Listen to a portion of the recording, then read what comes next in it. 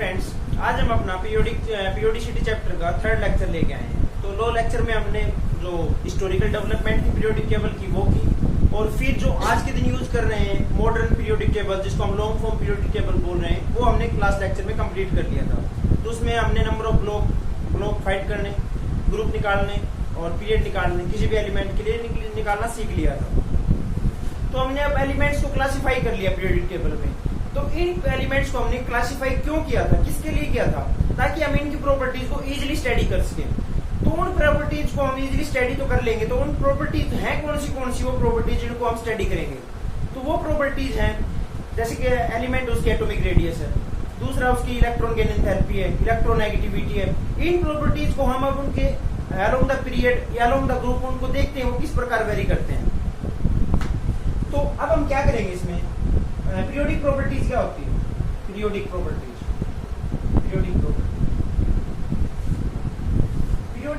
वो प्रॉपर्टीज वो बोलते हैं जिससे इनको हमें ट्रेंड देखने को मिलता है, जिसमें हम ट्रेंड देखते हैं किसी भी अलोंग द ग्रुप और पीरियड। ग्रुप में या पीरियड में हमें जब कोई ट्रेंड देखने को मिलेगा तो उनको हम पीरियोडिक प्रॉपर्टीज बोलेंगे। तो इन सब पीरियोडिक प्रॉपर्टीज में हम पहली पीरियोडिक प्रॉपर्टी पढ़ेंगे, वो है एटॉमिक रेडियस। एटॉमिक रेडियस तो आज से पहले ये वर्ड हम सुन चुके होंगे, साइंस पढ़ के आए हैं last week 9th 10th class में। तो एटॉमिक रेडियस का एक हल्का फुल्का अंदाजा होता है। तो लास्ट 9th 10th क्लास में एटॉमिक रेडियस की क्या डेफिनेशन दी जाती है? न्यूक्लियस से आउटर मोस्ट इलेक्ट्रॉन के बीच की जो डिस्टेंस होती है उसको हम एटॉमिक रेडियस बोलते हैं। जैसे ये न्यूक्लियस है और यहाँ पे डिफरेंट सेल्स है, तो यहाँ पे एक इलेक्ट्रॉन है, तो इस न्यूक्लियस से इस इलेक्ट्रॉन के बीच की डिस्टेंस होती है, इसको बोलते हैं हम एटॉमिक रेडियस। पढ़ क्या है अब तक, लेकिन ये डेफिनेशन गलत है, इसको हम सही नहीं मान सकते। क्यों नहीं मान सकते? क्योंकि हमने एटॉमिक स्ट्रक्चर यूनिट की थी, वहां पे हमने एक चीज पढ़ी थी, ये मॉडल दिया था बोर ने। बोर का मॉडल फेल हो गया था यहाँ पे। फिर बाद में डी ब्रोगली, हाइजेनबर्ग और क्वांटम मैकेनिक्स आए, उन्होंने क्या बताया, ये इलेक्ट्रॉन यहाँ पे एक फिक्स पोजीशन पे नहीं है, यहाँ पे मिलेगी प्रोबेबिलिटी इलेक्ट्रॉन मिलने की, यहाँ भी मिल सकता है, यहाँ भी। तो इलेक्ट्रॉन क्या है? इलेक्ट्रॉन पार्टिकल नेचर ना होकर वेव नेचर भी है, तो वेव की फॉर्म में भी तुम रोटेट करेगा, वो इलेक्ट्रॉन के अराउंड रिवॉल्व करेगा। तो हम ये फिक्स पोजीशन नहीं बता सकते कि इतनी ही रेडियस होगी इस एटम की, यहाँ भी हो सकती है, यहाँ तक भी हो सकती है। तो एक एवरेज लेते हैं, एवरेज रेडियस लेते हैं।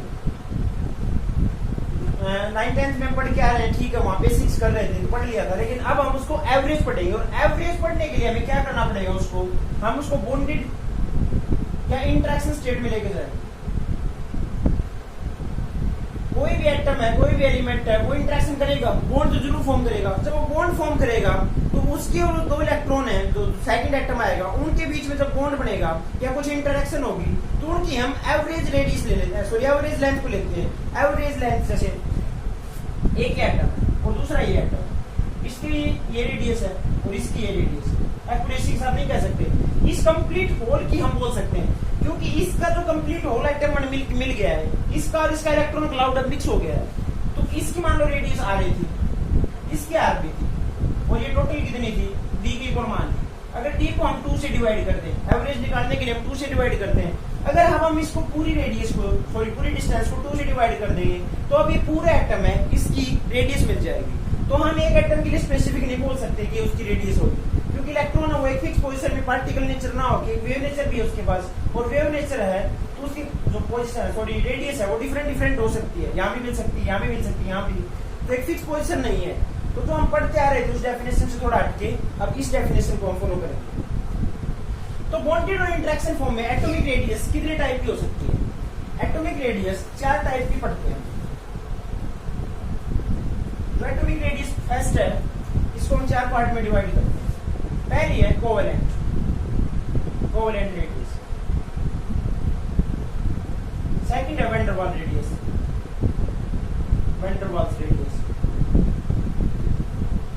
Third is metallic radius and fourth is ionic radius.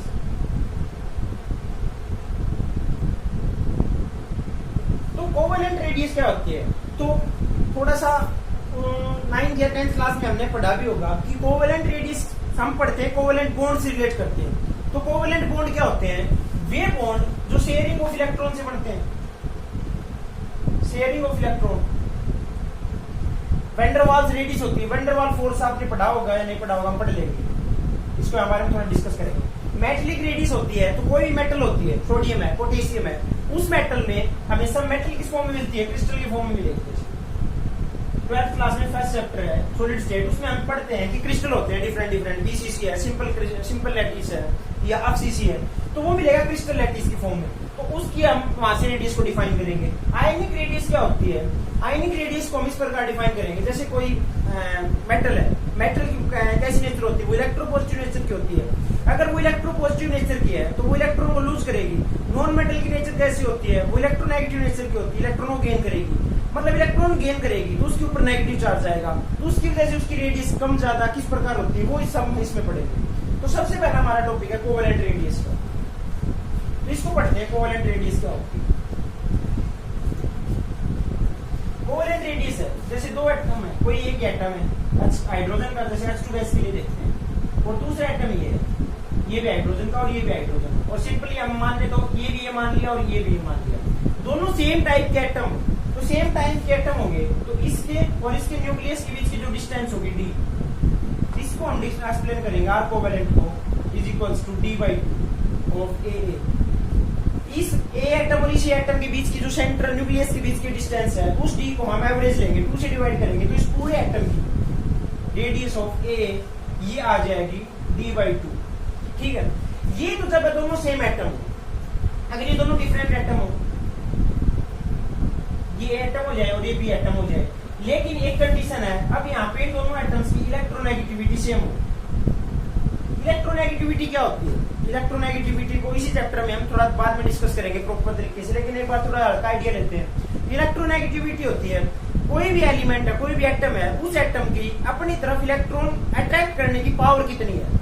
मतलब इलेक्ट्रोनेगेटिविटी होती है पावर किसी भी एलिमेंट की, किसी भी एटम की power to attract electron, attract electron, electron को अट्रैक्ट करने की पावर कितनी होती है, उसको हम बोलते हैं इलेक्ट्रोनेगेटिविटी किसी एटम की। तो यहाँ पे दो डिफरेंट एटम है और इन दोनों डिफरेंट की इलेक्ट्रोनेगेटिविटी सेम है। अगर इलेक्ट्रोनेगेटिविटी सेम है तो यहाँ से हम इसको मान लिया इसकी रेडियस आ रही है और इसकी आ रही है, तो हम इसकी जो कोवेलेंट रेडियस जो एक्सप्लेन करेंगे, covalent radius of atom AB, उसको हम डिफाइन करेंगे RA प्लस RB/2 या d/2 भी बोल सकते हैं इस कंप्लीट।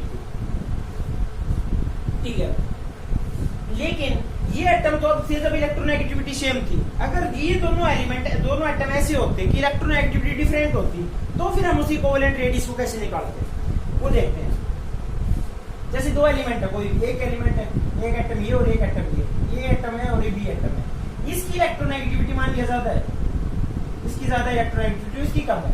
अगर इसकी इलेक्ट्रोनेगेटिविटी ज्यादा होगी, इलेक्ट्रोनेगेटिविटी ज्यादा होगी मींस ये इलेक्ट्रॉन को अपनी तरफ ज्यादा अट्रैक्ट करेगा, इलेक्ट्रॉन को अपनी तरफ ज्यादा अट्रैक्ट करेगा, ज्यादा अट्रैक्ट करेगा तो ये इस एटम को अपनी तरफ ज्यादा खींच के लेके आएगा। अगर ज्यादा खींच के लेके आएगा तो मान लिया इन दोनों की, सबसे पहले एक बार देखते हैं, इन दोनों के बीच की डिस्टेंस d थी, जब तक इन दोनों की इलेक्ट्रोनेगेटिविटी सेम थी, दोनों तरफ से बराबर फोर्स लग रहे थे। जैसे एक एग्जांपल देखते हैं, दो बच्चे हैं, दोनों इक्वल फोर्स के हैं, तो एक रस्सी की एक साइड लगा हुआ है, दूसरा एक साइड लगा हुआ है, दोनों ये रस्सी को अपनी अपनी तरफ खींच रहे हैं। जब तक वो इक्वल फोर्स लगाएंगे तो रस्सी की जो बीच की डिस्टेंस मान लिया L लेंथ है, तो L length as it is बनी रहेगी।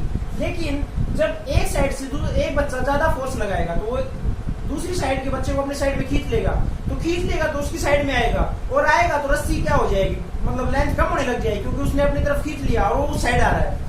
इसी तरीके से जब ये एटम इस एटम को अपनी तरफ अट्रैक्ट करेगा तो ये एटम की इलेक्ट्रॉन इस साइड शिफ्ट हो जाएंगे, ये साइड शिफ्ट हो जाएंगे, तो उसकी डिस्टेंस जो d डैश होगी वो कम हो जाएगी इससे। जब इसकी इलेक्ट्रोनेगेटिविटी में डिफरेंस होगा तो इसकी जो लेंथ है कोवेलेंट रेडियस एक सिंपल एटम के लिए और इसके लिए वो कम हो जाएगी। वो कितना फैक्टर से कम होगी वो एक फॉर्मूला से भी देखने को मिलता है। तो इसके बीच की डिस्टेंस जो होगी डी ए बी के बीच की वो हो जाएगी D A B equals to radius of A plus radius of B. ये तो अब तक हमने देखा था कौन से एटम के लिए, इस एटम के लिए ये डी डिस्टेंस के इक्वल मान रहे थे हम R A plus R B, ठीक है। लेकिन अब ये डिस्टेंस कुछ फैक्टर से कम हो गई है। वो कितना फैक्टर से कम होगी, वो होगी -0.9 electronegativity of A minus electronegativity of B. जिस मान लिया एटम ए की इलेक्ट्रोनेगेटिविटी ज्यादा है तो उसमें से बी के एटम की इलेक्ट्रोनेगेटिविटी को घटा देंगे और उसको 0.9 फैक्टर से मल्टीप्लाई कर देंगे, तो ये इसके बीच की डिस्टेंस आ जाएगी और इसका एवरेज ले लेंगे तो वो मिल जाएगी हमें आर ए बी की कोवेलेंट रेडियस।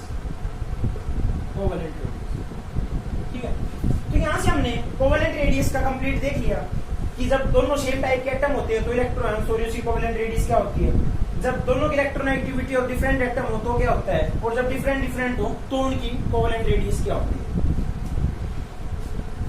इसके बाद हम जो हमारा नेक्स्ट रेडियाई है वो चेक करते हैं वो क्या होती है।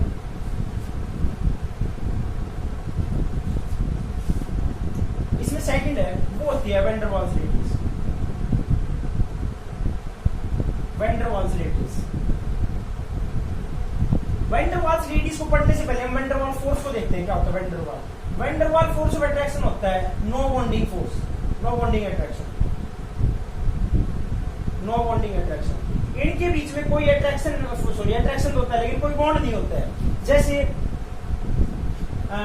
कोई हम हाइड्रोजन गैस लेते हैं, एक हाइड्रोजन गैस का मॉलिक्यूल ले लिया, एक मॉलिक्यूल ये ले लिया और एक मॉलिक्यूल ये ले लिया। ठीक है, इस मॉलिक्यूल के पास भी इलेक्ट्रॉन है और इस जो हाइड्रोजन का मॉलिक्यूल इसके पास कुछ न्यूक्लियस है, इसका भी इसके पास पॉजिटिव चार्ज है, इसके पास न्यूक्लियस है। इस न्यूक्लियस और इस पॉजिटिव के बीच में कुछ ना कुछ हल्का फोर्स ऑफ अट्रैक्शन तो होगा, ये इसकी तरफ, और इस इलेक्ट्रॉन के बीच में फोर्स ऑफ रिपल्सन भी होगा।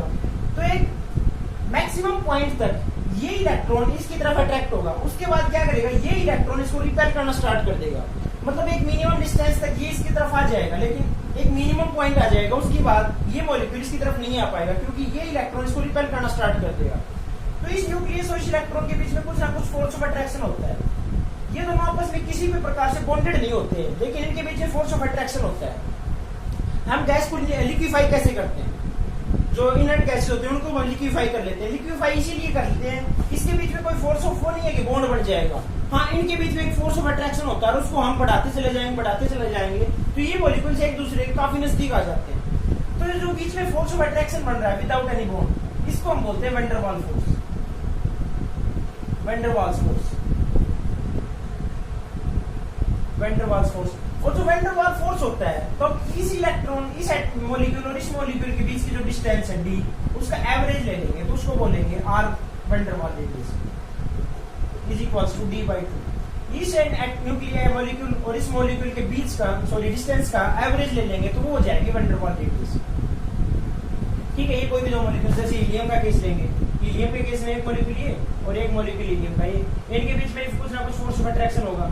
तो यहाँ से R van der Waals radius of helium कितनी हो जाएगी, डी बाई टू, ये इसके बीच की डिस्टेंस। तो ये मॉलिक्यूल एक दूसरे से काफी दूरी के ऊपर है, इसके बावजूद इनके बीच में कुछ ना कुछ फोर्स ऑफ अट्रैक्शन है, और इस फोर्स ऑफ अट्रैक्शन की वजह से इसके बीच में कुछ ना कुछ वैन डर वाल्स फोर्स है जो इसके बीच में मैक्सिमम मिनिमम पॉइंट तक ले आएंगे। जब मिनिमम पॉइंट के आने के बाद जब हम इसको और नजदीक ले जाने की कोशिश करेंगे तो इसके बीच में रिपल्सन स्टार्ट हो जाए। उस मिनिमम पॉइंट पे लेके आके उसके दोनों आइटम मॉलिक्यूल्स के बीच की हम रेडियस को डिस्टेंस को निकालेंगे और उस डिस्टेंस का एवरेज ले लेंगे तो वो हो जाएगा इसकी वैन डर वाल्स रेडियस। एक अब इसका ट्रेंड देखते हैं, इन दोनों के बीच में कैसा, कौन ज्यादा और कौन कम है। तो वैन डर वाल्स रेडियस क्या है, वैन डर वाल्स रेडियस है एक एटम ये है और एक एटम ये है, इनके बीच में तो ये दोनों एटम देख सकते हैं साफ एक तरीके से ओवरलैप कर रहे हैं, एक दूसरे के काफी अंदर आ गए हैं। तो ये डिस्टेंस यहाँ तक थी और ये इसके इतना अंदर आ गई यहाँ पे, तो ये बड़े डिस्टेंस कम हो रही है यहाँ पे, इतना ये बाहर होनी चाहिए थी। अगर ये एटम ऐसे है मान लिया पहले यहाँ थे, ये एक दूसरे के साथ शेयर करके इस तरीके से अंदर चले गए तो ये रेडियस होगी कम, आर कोवेलेंट।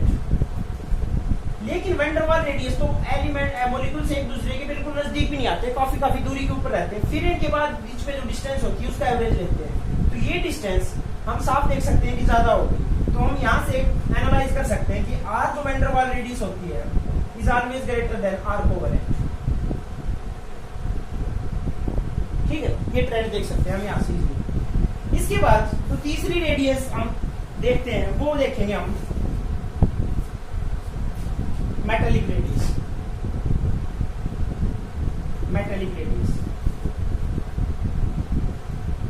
Metallic radius. तो मेटेलिक रेडियस में हम चैप्टर स्टार्ट कर रहे थे, वहां पे हमने थोड़ा हल्का सा आइडिया लिया था कि मेटल्स हमेशा किस फॉर्म में एग्जिस्ट करेंगे, क्रिस्टल की फॉर्म में, लैटिस की फॉर्म में।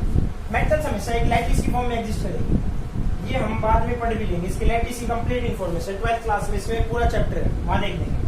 तो मेटेलिक रेडियस के पढ़ने के लिए हम इसका एक लैटिस देखते हैं। तो डिफरेंट डिफरेंट लैटिस होते हैं, सिंपल लैटिस है, क्यूबिक लैटिस है, हाफ सीसी है, बीसीसी है, डिफरेंट डिफरेंट टाइप के लैटिस है। तो उन लैटिस की रेडियस होती है।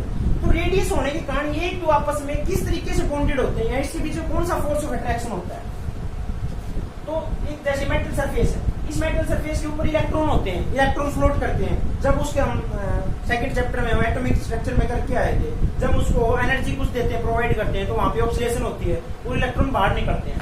तो यहाँ पे इसकी सरफेस के ऊपर कुछ ना कुछ इलेक्ट्रॉन है। जैसे ये क्रिस्टल है, ठीक है, एक क्रिस्टल एक इलेक्ट्रॉन यहाँ पे भी हो सकता है, यहाँ पे भी हो सकता है, इन सब के न्यूक्लियस। तो ये इलेक्ट्रॉन क्या करेगा, इसके साथ भी फोर्स ऑफ अट्रैक्शन रखेगा, इसके न्यूक्लियस साथ, इसके साथ भी रखेगा, इसके साथ भी रखेगा, इससे नेक्स्ट के साथ भी रखेगा, इसके साथ भी रखेगा। तो इन सब के साथ और इस इलेक्ट्रॉन की और इन सब की न्यूक्लियस के बीच में एक फोर्स ऑफ अट्रैक्शन होता है। ये फोर्स ऑफ अट्रैक्शन होता है, ये सॉलिड के केस में, लैटिस में सिर्फ इतना होता है, ये दोनों आपस में एक दूसरे को टच करते हैं।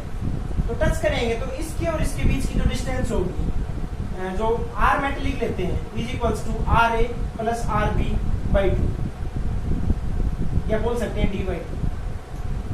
इन दोनों के बीच के सेंटर के बीच की डिस्टेंस को लेंगे, उसको 2 से डिवाइड कर लेंगे, एवरेज लेंगे, तो वो हो जाएगी आर मेटेलिक।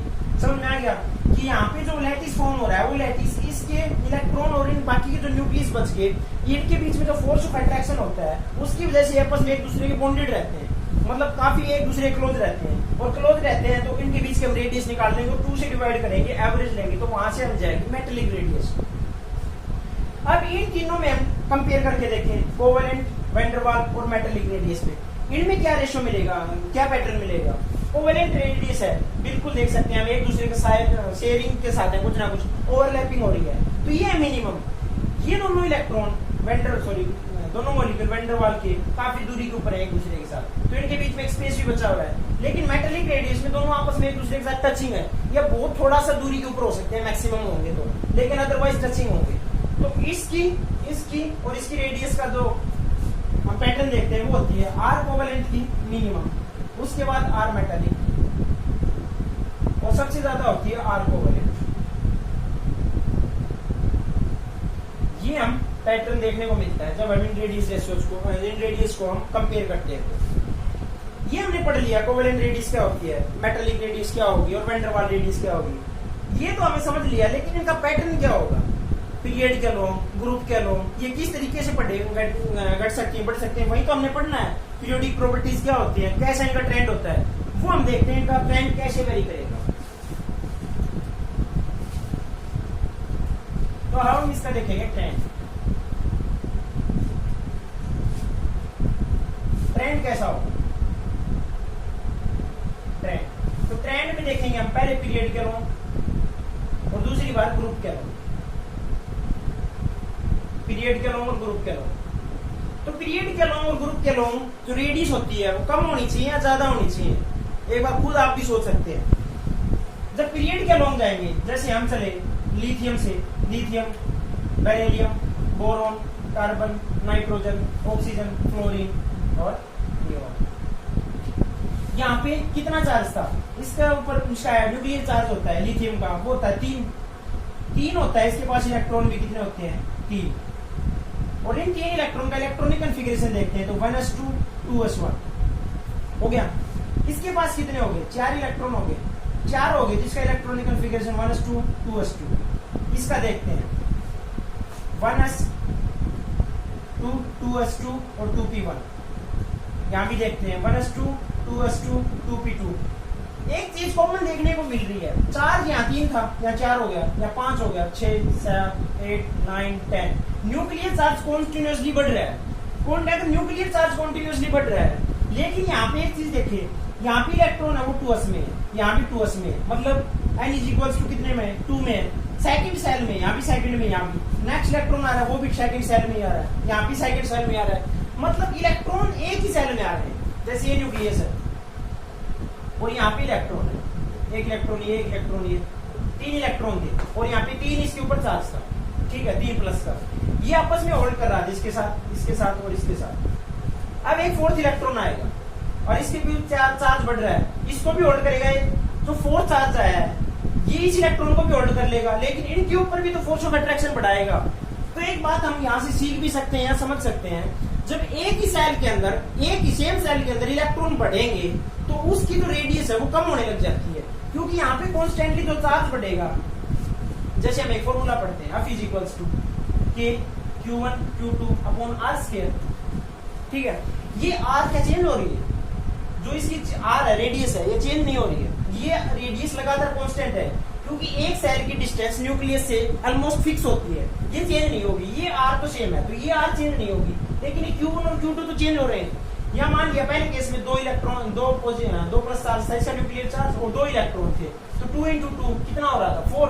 अब मान लिया सेकंड केस में हम देख रहे हैं बोरोन के, कार्बन के केस में, कार्बन के केस में न्यूक्लियर चार्ज कितना हो गया? 6 इलेक्ट्रॉन में मान लिया 6 हो गए, लेकिन अब 6 और 6 की मल्टीप्लाई हो जाएगी 36। यहाँ पे ये जो फोर्स ऑफ अट्रैक्शन है ये बढ़ता जा रहा है, और फोर्स ऑफ अट्रैक्शन बढ़ेगा तो दोनों न्यूक्लिया ये अपने आप को क्या करेंगे? नजदीक लेके आने की कोशिश करेंगे। अगर नजदीक लेके आएंगे तो उनके बीच की जो रेडियस है पहले ज्यादा थी, वो फोर्स ज्यादा बढ़ेगा तो कम होने लग जाएगी, वो कम होती जा रही है। तो यही हम यहाँ से बोलने की कोशिश कर रहे हैं कि जब किसी भी पीरियड के अंदर अगर सेम सेल के अंदर इलेक्ट्रॉन आते जा रहे हैं, इलेक्ट्रॉन आएंगे तो उसकी साइज जो रेडियस है वो कम होती जाएगी। तो हम जो पीरियड के अलोंग मूव करेंगे तो इसकी रेडियस क्या करेगी? डिक्रीज करेगी। ठीक है, ये लिथियम है, बेरिलियम है, बोरोन है, ये सब क्या करेंगे? या तो कोवेलेंट बॉन्ड बनाएंगे या मेटेलिक बॉन्ड बनाएंगे। ये चीज, ये सारे मेटल है या नॉन मेटल है, ये सारे बनाएंगे या तो कोवेलेंट या नॉन मेटेलिक बॉन्ड। लेकिन यहाँ पे एक प्रॉब्लम है, जो नियोन है ये क्या है? इनर्ट गैस है, इनर्ट गैस बोलते हैं, नोबल गैस। नोबल गैस और नोबल गैस थोड़ी देर पहले हमने पढ़ा था, नोबल गैस सिर्फ वेंडरवाल फोर्स ऑफ अट्रैक्शन रखती है। वेंडरवाल, अगर वेंडरवाल फोर्स ऑफ अट्रैक्शन है तो उनकी कौन सी रेडियस होगी? वेंडरवाल रेडियस होगी। और वेंडरवाल रेडियस अभी देखा था कि वेंडरवाल रेडियस मेटेलिक और कोवेलेंट रेडियस से दोनों से कम होती है। तो इसका ऑर्डर क्या हो जाएगा? ऑर्डर हो जाएगा नियोन की रेडियस हो जाएगी सबसे ज्यादा, और इससे कम फिर सेम ऑर्डर, लिथियम की, फिर बेरिलियम, फिर बोरोन, फिर कार्बन, नाइट्रोजन, ऑक्सीजन और फ्लोरीन की सबसे कम रेडियस। ये ऑर्डर चलेगा। इन सब में एक ही सेल में आ रहा है, लेकिन इसमें ये इनर्ट या नोबल गैस होने की वजह से इसमें होती है वेंडरवाल रेडियस, और वेंडरवाल रेडियस इसमें होगी तो इसकी साइज हो जाएगी सबसे ज्यादा। ठीक है, ये हमने रेडियस का ट्रेंड देखा, ये देखा हमने पीरियड के अलोंग। फिर हम देखते हैं दूसरा इसका ट्रेंड ग्रुप के अलोंग क्या होता है।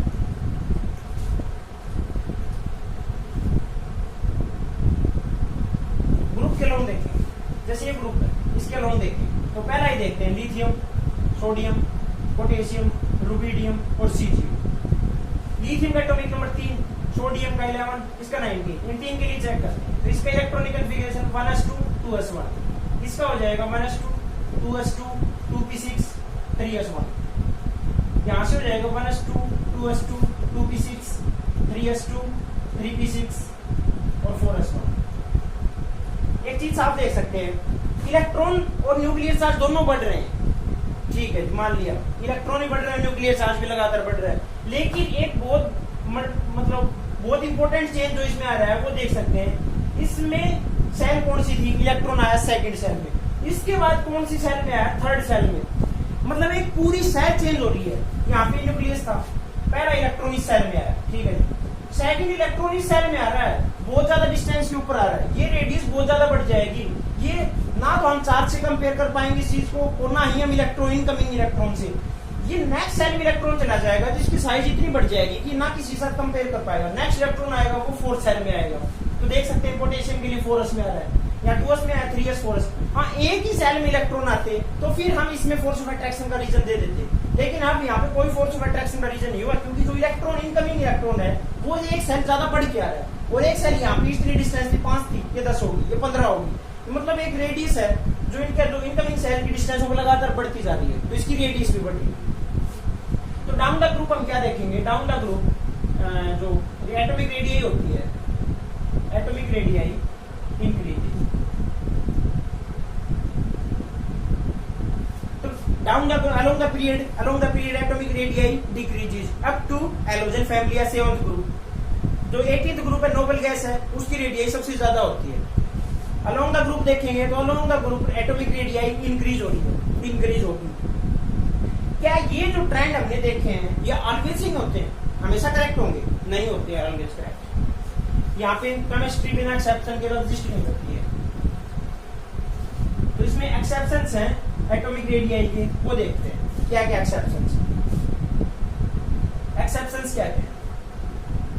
एक्सेप्शन देखते हैं। तो पहला एक्सेप्शन देखते हैं, यह हाइड्रोजन है और ये हीलियम है।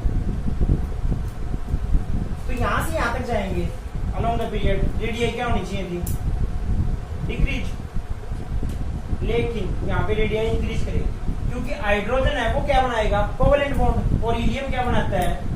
वैन-डर-वाल्स फोर्स ऑफ अट्रैक्शन रखता है, यानी वैन-डर-वाल्स रेडियाई होगी इसकी। वैन-डर-वाल्स रेडियाई, वैन-डर-वाल्स रेडियाई होगी तो हीलियम की रेडियस हाइड्रोजन से ज्यादा हो जाएगी। ठीक है।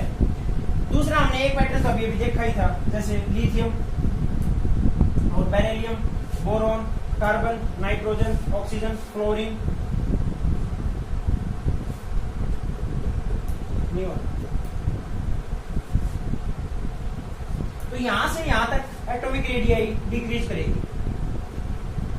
लेकिन ये फिर से van der Waals force of attraction आ रहा है, इसमें van der Waals force of attraction आएगा तो इसकी रेडियस सबसे ज्यादा, नियोन की सबसे ज्यादा।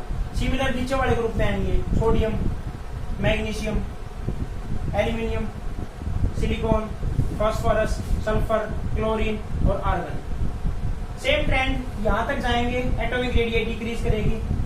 इसकी उठा के हम यहां ले आएंगे आर्गन को, क्योंकि van der Waals radii exist करता है। तो यहां से हम इसके अलोंग देख रहे हैं, ये देख लिया हमने पहला ग्रुप, दूसरा, तीन ग्रुप तक हमने चेक कर लिया।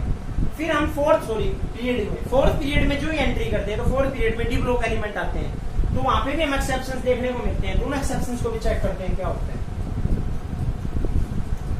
तो ये रेडियाई को आपको ध्यान में रखना है, बार बार क्वेश्चन पूछे जाते हैं बोर्ड्स एग्जाम में भी और कंपटीशन एग्जाम में भी। यहाँ रेडियस के 3 एलिमेंट्स दे देंगे, उठा के कोई भी उन 3 एलिमेंट से कंपेयर करवाएंगे।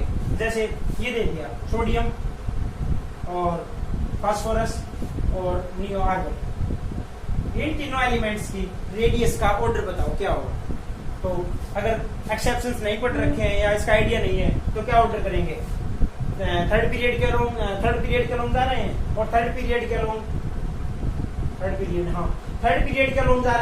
पीरियड में हमने पढ़ा था कि अलोंग द पीरियड रेडियस कम होती है, तो रेडियस कम होगी तो हम ऑर्डर डाल देंगे सीधा आर्गन। लेकिन यहाँ पे एक्सेप्शन अभी पढ़ा कि argon van der Waals radii exist करता है और वैन डर वाल्स रेडियाई सबसे ज्यादा होती है, तो हम यहाँ उठा के इसको यहाँ रखेंगे।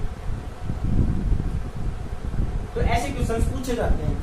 और भी इसके एक्सेप्शन है, वो तो बहुत ज्यादा बार पूछे गए हैं कंपटीशन एग्जाम में, नीट में, आईआईटी में, बोर्ड एग्जाम में भी काफी बार। तो हम जो नेक्स्ट फोर्थ पीरियड में आ रहे हैं, फोर्थ पीरियड में कौन से आते हैं? डी ब्लॉक एलिमेंट आते हैं। हमने कल पढ़ा था D block element scandium, titanium, vanadium, chromium, manganese, iron, cobalt, nickel, copper और जिंक। ये एलिमेंट्स हैं।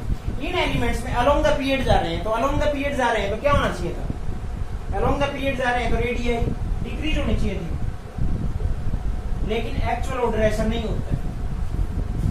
इन 3 एलिमेंट्स की डिक्रीज करती है, फिर यहाँ से यहाँ तक ऑलमोस्ट इक्वल रहती है और यहाँ फिर से इंक्रीज करती है।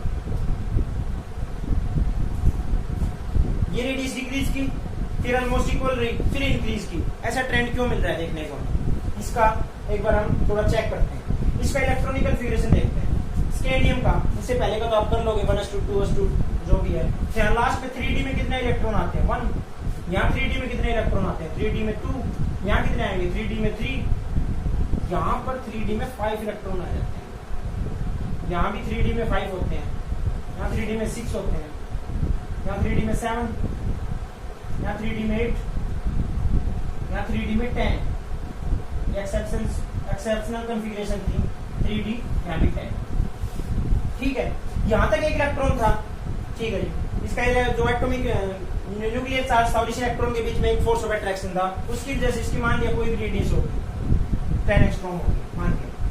इसके बाद ये उसी सेल में सेकंड इलेक्ट्रॉन आ रहा है और सेकंड इलेक्ट्रॉन आएगा तो इस न्यूक्लियर चार्ज और इस एटम के बीच में कुछ ना कुछ फोर्स ऑफ अट्रैक्शन बढ़ेगा, क्योंकि सेम सेल में जब इलेक्ट्रॉन आएगा तो उनके बीच में फोर्स ऑफ अट्रैक्शन बढ़ेगा, और अट्रैक्शन बढ़ेगा तो रेडियस कम हो जाएगी, रेडियस कम होगी, मान लिया ये होगी 8 होगी, 8 एंगस्ट्रॉम। उसके बाद थर्ड इलेक्ट्रॉन फिर से आया, तो यहाँ से न्यूक्लियर चार्ज और इसके जो थर्ड 3 इलेक्ट्रॉन है इनके बीच में सेम सेल में इलेक्ट्रॉन आ रहे हैं, तो फोर्स ऑफ अट्रैक्शन फिर से बढ़ेगा, ये होगी 6 एंगस्ट्रॉम मान लिया। लेकिन अब 3D में एक s का इलेक्ट्रॉन जंप करके चला गया और एक एक्स्ट्रा इलेक्ट्रॉन यहाँ पे और ऐड हुआ है, तो यहाँ पे आगे 5 इलेक्ट्रॉन आने की वजह से जो न्यूक्लियर चार्ज में फोर्स ऑफ अट्रैक्शन आ रहा था, यहाँ पे फोर्स ऑफ अट्रैक्शन था इनके बीच में, न्यूक्लियस और इनके इलेक्ट्रॉन के बीच में, उस फोर्स ऑफ अट्रैक्शन को अब एक चीज और कम कर रही है, फोर्स ऑफ रिपल्सन आ रहा है, फोर्स ऑफ रिपल्सन। ठीक है, इस 3D5 और 3D6 ऑलमोस्ट सेम है, यहाँ पे 5 5 5 और 6, तो यहाँ पे जो फोर्स ऑफ अट्रैक्शन बढ़ रहा था उस फोर्स ऑफ अट्रैक्शन को फोर्स ऑफ रिपल्सन, जैसे यहाँ पे दो इलेक्ट्रॉन थे इनके बीच में कम फोर्स ऑफ अट्रैक्शन रिपल्सन था, 2 इलेक्ट्रॉन थे, स्पेस ज्यादा था, एग्जिस्ट कर रहे थे, 3 इलेक्ट्रॉन एग्जिस्ट कर रहे थे। अब अचानक से यहाँ पे 5 इलेक्ट्रॉन आ जाएंगे, तो इन 5 इलेक्ट्रॉन के बीच में स्पेस हो गया कम, इनके बीच में फोर्स ऑफ अट्रैक्शन कम हो जाएगा, रिपल्सन बढ़ने लग जाएगा, रिपल्सन बढ़ेगा तो ये दोनों जो फोर्स ऑफ अट्रैक्शन था उसको ऑलमोस्ट मतलब कंपेयर हो जाएगा ये दोनों, तो इसको नेग्लिजिबल कर देगा इसके फोर्स ऑफ अट्रैक्शन को। तो यहाँ पे जितनी चीज बढ़ रही थी वो बढ़नी नहीं, फोर्स ऑफ अट्रैक्शन की वजह से रेडियस कम होनी चाहिए, वो कम नहीं हो पाई क्योंकि फोर्स ऑफ रिपल्सन बढ़ गया। अब यहाँ तक तो फोर्स ऑफ रिपल्सन सेम रहा, अब यहाँ पे देखते हैं फोर्स ऑफ रिपल्सन। अब वहाँ पे जो फोर्स ऑफ अट्रैक्शन था वो रिपल्सन से काफी ज्यादा बढ़ गया, क्योंकि एंटी में कितने इलेक्ट्रॉन आ गए, 8 निकल गए इसमें, तो 5 6 7 और 8, यहाँ पे 8 इलेक्ट्रॉन आ गए, और लास्ट के 2 में तो सीधे 10 ही आ गए। ये 10 इलेक्ट्रॉन आपस में इतना ज्यादा रिपल्सन देंगे कि फोर्स ऑफ अट्रैक्शन को तो कहीं का ओवरकम करके अपना जो फोर्स ऑफ रिपल्सन है उसको दूर ले जाएंगे, जैसे एक न्यूक्लियस सारे किया था, इनके बीच में और इस इलेक्ट्रॉन के बीच में कुछ ना कुछ फोर्स ऑफ अट्रैक्शन था। अब यहाँ पे ज्यादा इलेक्ट्रॉन आ गए, तो ये इलेक्ट्रॉन क्या करेंगे, एक दूसरे से रिपेल करेंगे और इसकी साइज को बढ़ा देंगे, इसकी साइज को बढ़ा देंगे, क्योंकि एक दूसरे से दूर जाना चाहेंगे इलेक्ट्रॉन, इतना रिपेल कर रहे हैं एक दूसरे को, जो फोर्स ऑफ अट्रैक्शन था उसको अब ये ओवरकम कर रहे हैं, उसकी मान ही नहीं रहे बिल्कुल, अब ये अपना फोर्स ऑफ रिपल्सन है उसकी चला रहे हैं। तो उसकी वजह से ये फोर्स ऑफ अट्रैक्शन था, इसको ओवरकम करके इसकी रेडियस जो कम होनी चाहिए थी वो बढ़ेगी, तो इसका ट्रेंड है पहले डिक्रीज करेगी 3 एलिमेंट्स के लिए, फिर ऑलमोस्ट इक्वल रहेगी और फिर दोबारा से इंक्रीज कर जाएगी। तो हम इसको याद कैसे करेंगे, जैसे क्वेश्चन देखते हैं जो अच्छा आईआईटी नीट में,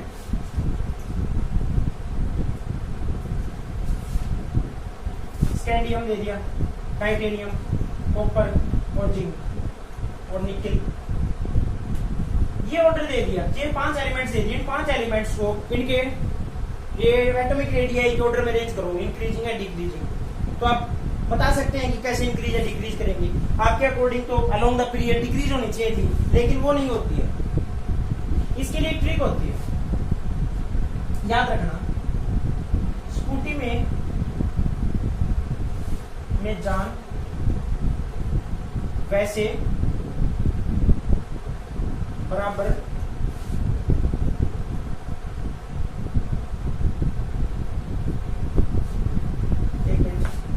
स्कूटी से एससी से स्कैंडियम, टीआई से टाइटेनियम, जान से जिंक, वैसे बी, और ये बराबर होते हैं बीच में एलिमेंट, और यहाँ पे होते हैं और कौन से एलिमेंट होते हैं, कॉपर और जिंक। एक सेकेंड, ठीक है, एक मिनट देखते हैं। तो ये जो एलिमेंट्स हैं यहाँ से स्कैंडियम, टाइटेनियम और जिंक, ठीक है, इनकी रेडियस ज्यादा होगी, इसकी सबसे ज्यादा, फिर इसकी और फिर इसकी, और फिर ये नेक्स्ट एलिमेंट जो आएंगे 1 2 3 4, और फिर ये चार एलिमेंट्स जो आएंगे इनकी रेडियस ऑलमोस्ट इक्वल होती है, वो हम इस ग्रुप से कंपेयर करके देखिए कौन से एलिमेंट है। तो एक मिनट ये एलिमेंट्स देखते हैं कौन से थे, scandium, titanium, vanadium, chromium, manganese, iron, cobalt, निकल, कॉपर और जिंक। तो इनके अलावा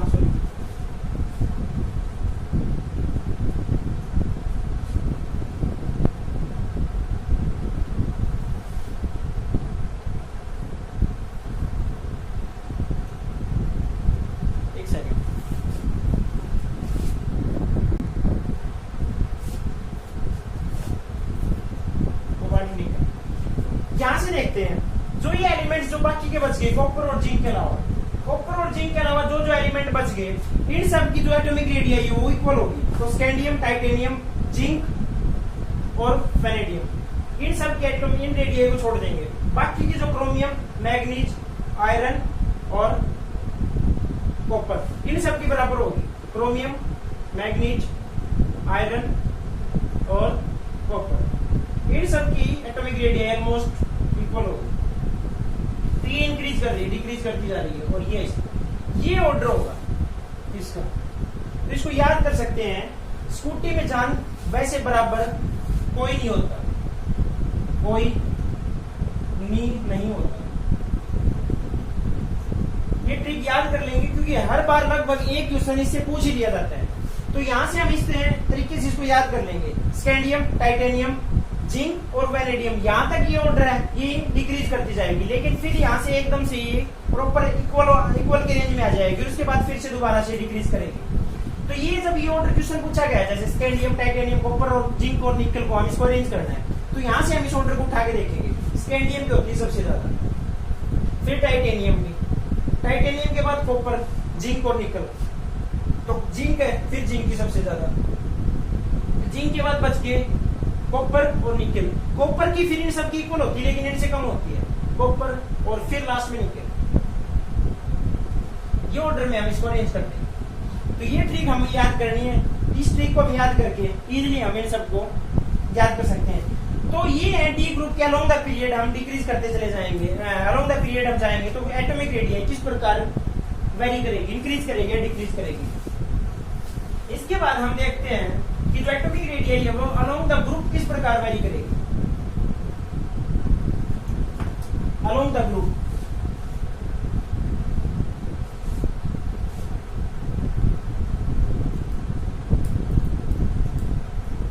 अलोंग द ग्रुप, तो अलोंग द ग्रुप क्या होना चाहिए। हमने थोड़ी देर पहले पैटर्न देखा था कि along the group atomic radius increase करती है क्योंकि डिफरेंट सेल ऐड होती चली जा रही है। तो क्या देखते हैं ऐसा होता है, तो ये भी एक्सेप्शनली केस है। तो पहला होता है स्कैंडियम, ठीक है। सेकेंड ग्रुप आएगा टीजर हाफ, उसके बाद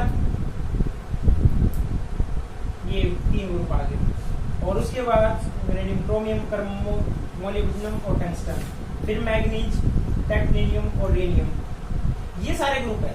इन सारे ग्रुप में हम चेक करके देखते हैं कि क्या एटॉमिक रेडियस इंक्रीज कर रही है लगातार। यहां से यहां तक एटॉमिक रेडियस क्या करना चाहिए था, इंक्रीज। एक्यूरेट डाटा मिला भी है, मिला स्कैंडियम की सबसे कम, फिर और ये ऑर्डर मिल रहा था, फिर लेंथ ये ऑर्डर हमें मिल रहा था। लेकिन जब यहाँ पे इस एटॉमिक रेडियस को देखा गया, इस एटॉमिक रेडियस का ऑर्डर मिल रहा था टाइटेनियम की सबसे कम, फिर जिरकोनियम और जो हैफनियम था इनके ऑलमोस्ट इक्वल मिल रही थी। ऐसा क्यों हो रहा था, सेम ऑर्डर यहाँ मिल रहा था, क्रोमियम की सबसे कम और फिर मोलिब्डेनम और टंगस्टन की अप्रोक्सीमेटली इक्वल। ऐसा क्यों हो रहा था, इसका होने के पीछे रीजन क्या था।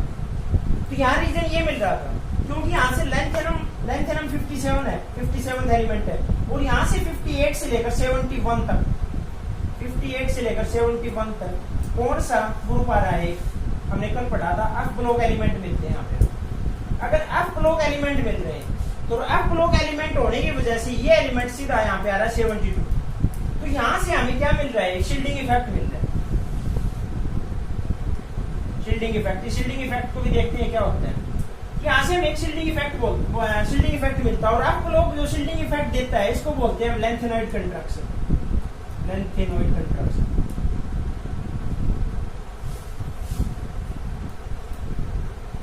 कि नाम से जैसा लग रहा है, इसकी डेफिनेशन थोड़ा सा समझने में मुश्किल होती है। लेंथेनॉइड कंट्रैक्शन का मतलब होता है, यहाँ से हम देखते हैं क्योंकि लेंथेनॉइड ग्रुप आ गया एक, फिर एक्टिनॉइड, दो ग्रुप होते हैं, तो लेंथेनॉइड कंट्रैक्ट होगी। लेंथेनॉइड कंट्रैक्ट नहीं हुए हैं, यहां से लेंथेनॉइड आने की वजह से इसकी साइज कंट्रैक्ट होगी। एक्चुअल में देखा जाए तो इसकी साइज बढ़नी चाहिए थी, लेकिन इनकी साइज क्या होगी, कम होगी। क्योंकि कम क्यों होगी, क्योंकि यहाँ पे एक लेंथेनॉइड या एक्टिनाइड के ग्रुप आ रहे हैं, यानी आप ब्लॉक एलिमेंट आ रहे हैं, और उसकी शील्डिंग होने की वजह से, वेरी पुअर शील्डिंग होने की वजह से लेंथेनॉइड कंट्रैक्शन। इनमें कोई कंट्रैक्शन नहीं हो रहा, कंट्रैक्शन मतलब होता है कम हो जाना, यहाँ पे कोई कम नहीं हो रहा है, इसकी साइज कम हो रही है। जो लेंथेनॉइड जहाँ पे खत्म हो रहे हैं 71 पे, और ये 72 एलिमेंट था, क्योंकि यहाँ से देखा इस ग्रुप की रेडियाई का ऑर्डर सेम मिल रहा था और यहाँ की ऑर्डर अलग मिल रहा था, क्योंकि इन दोनों की सेम आ रही थी, वो आ रही थी लेंथेनाइट कंट्रैक्शन की वजह से। ये ऑर्डर यहाँ से आगे तक सेम मिल रहा है और सिर्फ इसको छोड़ के। तो इसको हम देखते हैं शील्डिंग इफेक्ट और लेंथेनाइट कंट्रैक्शन क्या है। ये अभी हमारे काम का नहीं है, सिलेबस में भी नहीं है 11th क्लास में, लेकिन बाद में पढ़ेंगे 12th क्लास में। तो इसका हल्का एक बार आइडिया लेते हैं कि शील्डिंग इफेक्ट होता है क्या है। शील्डिंग इफेक्ट क्या होता है? What do you mean by shielding effect? Shielding effect होता है जैसे मैं अभी यहाँ खड़ा हूँ और मेरे पीछे बोर्ड है, अगर मैं बोर्ड की और आपके बीच में कोई कैमरा के बीच में खड़ा हो जाऊं तो मेरे पीछे जो बोर्ड है वो दिखाई नहीं देगा, मैं शील्ड कर रहा हूँ उस बोर्ड को। तो यहाँ पे एक न्यूक्लियस है और न्यूक्लियस के अराउंड डिफरेंट सेल्स है, जैसे ये सेल है, पी सेल है, एस सेल सब सेल है, पी सब सेल है। ये different shell in outer shells को क्या करेंगे? शील्ड करेंगे। शील्ड का मतलब होता है छुपाना। ये अंदर वाली सेल इस बाहर वाली सेल के इलेक्ट्रॉन को छुपा लेगी, इसके बीच में फोर्स ऑफ अट्रैक्शन को क्या करेगी? कम कर देगी। तो ये उसको बोलते हैं शील्डिंग इफेक्ट। इसके अंदर वाले जो लेयर्स हैं और सब सेल्स हैं उनकी वजह से बाहर वाली जो लेयर्स हैं उनके बीच में फोर्स ऑफ अट्रैक्शन का कम हो जाना, उसको बोलते हैं शील्डिंग इफेक्ट। तो शील्डिंग इफेक्ट सबसे ज्यादा किसका होगा? सबसे ज्यादा होता है एस सब सेल का, फिर पी का, फिर डी का। सबसे पुअर शील्डिंग इफेक्ट होता है एफ का। एफ का शील्डिंग इफेक्ट सबसे कम क्यों होता है? एस का सबसे ज्यादा क्यों होता है? ये देखते हैं। क्योंकि एस सब सेल के बारे में हमने सेकंड यूनिट में पढ़ा था। एस सब सेल की शेप कैसी होती है? स्फेरिकल शेप होती है। स्फेरिकल शेप होती है। स्फेरिकल शेप होने की वजह से ये क्या करेगा?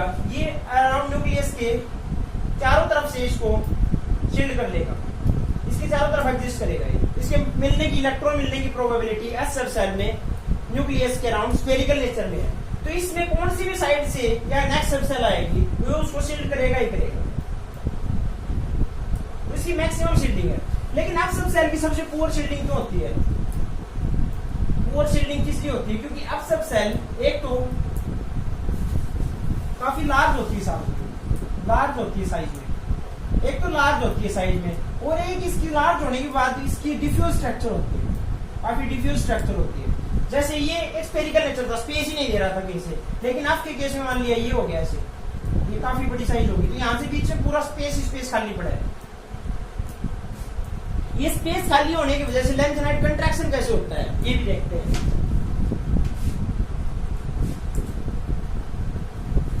जैसे ये न्यूक्लियस है और ये अब सब सेल है, सब सेल की बहुत बड़ी साइज है और यहाँ पे इलेक्ट्रॉन, एक इलेक्ट्रॉन ये काफी दूर दूर इलेक्ट्रॉन है इसके सब सेल, ठीक है।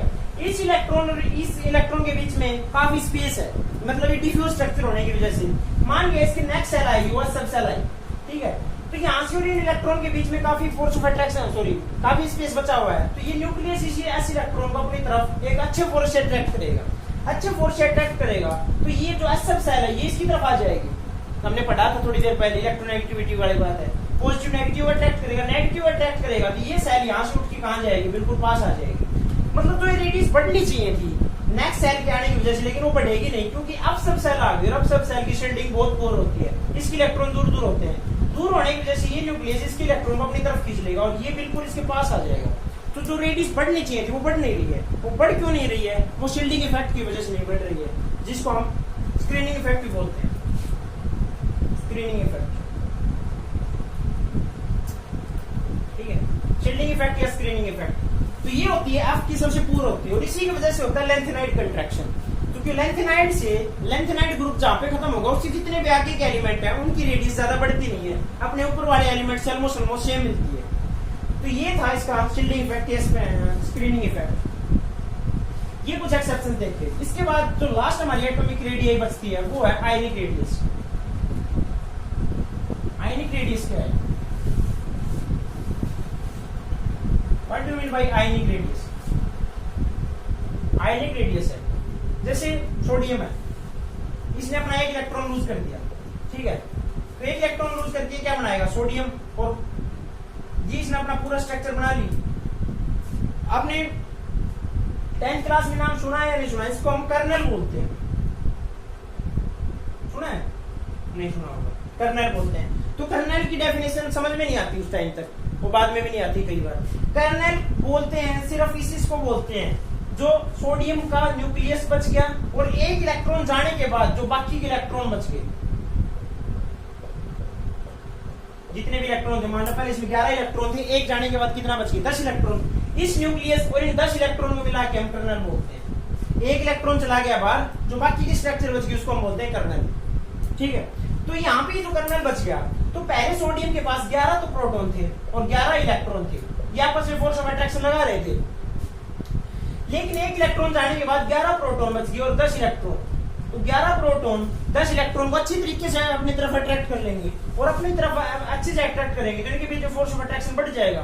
तो इनके ऊपर देखा जाएगा 11 के ऊपर 11 इलेक्ट्रॉन थे, तो 11/11 एक का फोर्स ऑफ अट्रैक्शन रेशियो मान के देखते हैं। लेकिन यहाँ से देखते हैं 11 और पर 11 के साथ कितने इलेक्ट्रॉन है 10, यानी 1.1, यानी एक इलेक्ट्रॉन को 1.1 प्रोटॉन मिलेगा, तो यानी फोर्स ऑफ अट्रैक्शन बढ़ जाएगा, तो ये न्यूक्लियस की तरफ शिफ्ट हो जाएगा थोड़ा सा, यानी साइज कम हो जाएगी। ठीक है, तो ये एटॉमिक रेडियस होती है यहाँ से यहाँ तक के बीच की डिस्टेंस। ये कितनी डिस्टेंस है, इसको बोलते हैं हम आयनिक रेडियस। आयनिक रेडियस अगर वो इलेक्ट्रॉन को लूज करेगा तो कम हो जाएगी, अगर वो गेन कर लेगा, जैसे ये न्यूक्लियस है और इसके पास 2 इलेक्ट्रॉन थे, इसने एक इलेक्ट्रॉन और गेन कर लिया, तो गेन कर लिया तो क्या करेगा, ये इलेक्ट्रॉन, इसके पास पहले 2 इलेक्ट्रॉन थे और 2 ही प्रोटॉन थे, मतलब रेशियो चेक करते हैं 2/2 का था। लेकिन अब प्रोटॉन तो 2 ही हैं, लेकिन इलेक्ट्रॉन कितने आ गए 3, तो 2/3 रेशियो मिल गया 0.67, यानी फोर्स ऑफ अट्रैक्शन हो गया कम इन इलेक्ट्रॉन का इस न्यूक्लियस के साथ। तो ये क्या करेगा, अगर फोर्स ऑफ अट्रैक्शन कम हो जाएगा तो दूर जाने की कोशिश करेंगे अपने रिपल्सन को कम करने के लिए, तो इसकी साइज क्या हो जाती है, बढ़ जाती है, इसकी साइज इससे थोड़ी सी बढ़ जाएगी। तो एटॉमिक रेडियस होती है, उसका ऑर्डर होता है न्यूट्रल एटम की, न्यूट्रल एटम और कटायन और अनायन का ये ऑर्डर होता है। कटायन की होती है सबसे कम रेडियस, फिर न्यूट्रल एटम की होती है और अनायन की होती है मैक्सिमम रेडियस। ये 2 बार क्वेश्चन पूछे गए हैं एटॉमिक रेडियस से, वो देखते हैं 1-2 क्वेश्चन कौन से हैं, फिर इस चैप्टर को हम कंप्लीट करते हैं।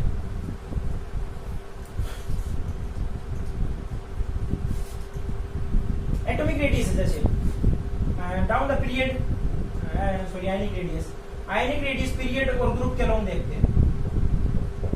अगर सिमिलर चार्ज है, सिमिलर चार्ज के हैं तो सेम पैटर्न मिलता है जो हमें पहले कोवेलेंट ड्रोन रेडियस में पढ़ के आ रहे थे। अलोंग द पीरियड कम होगी और डाउन द ग्रुप इंक्रीज करेगी, जैसे लिथियम प्लस का देखें, सोडियम प्लस का देखें, potassium plus, rubidium plus, caesium plus, इन सब का पैटर्न देखें। सिमिलर चार्ज जिसके पर +1 +1 +1 +1 +1, तो डाउन द ग्रुप क्या होनी चाहिए, रेडियस इंक्रीज करेगी, same pattern. Along the period decrease करेगी, सिमिलर चार्ज है। लेकिन अगर सिमिलर चार्ज नहीं है तो क्या होगा, तो सिमिलर चार्ज नहीं होने पर फिर क्या होगा, जिसका जितना ज्यादा चार्ज होगा, सॉरी इसको इस तरीके से नहीं पढ़ते हैं, फिर इसको पढ़ेंगे हम, size is inversely proportional to the Z atomic number. ये कंडीशन लागू होगी इसके ऊपर, जब एक कंडीशन लागू होगी जब ये आइसोइलेक्ट्रॉनिक स्पीशीज होंगी,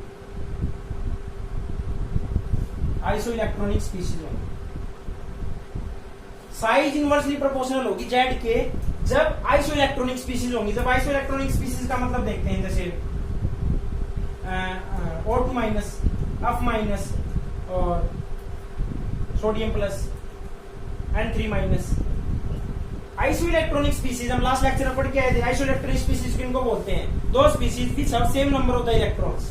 तो यहाँ ऑक्सीजन के पास कितने इलेक्ट्रॉन होते हैं, 8, 2 इसने गेन कर ली, कितने हो गए 10 इलेक्ट्रॉन। फ्लोरीन के पास 9 होते हैं, गेन करके 10 इलेक्ट्रॉन।